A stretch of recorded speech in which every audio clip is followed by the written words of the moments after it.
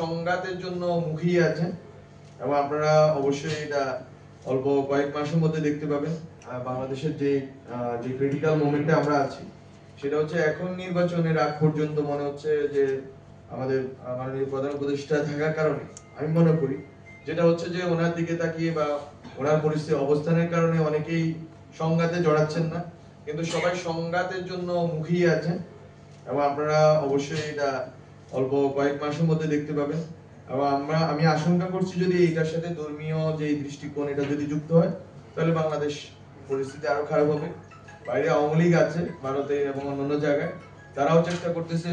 আমি শুনতে পেয়েছি যে দরবারগুলোর সাথে সংযোগ তৈরি করার জন্য এবং দরবারগুলোকে বোঝানোর জন্য যে দেখো ডক্টর মোহাম্মদ ইউনূস এসে তোমাদের হচ্ছে মাজার ভেঙে দিচ্ছে, তোমাদের মসজিদ থেকে বের করে দিচ্ছে।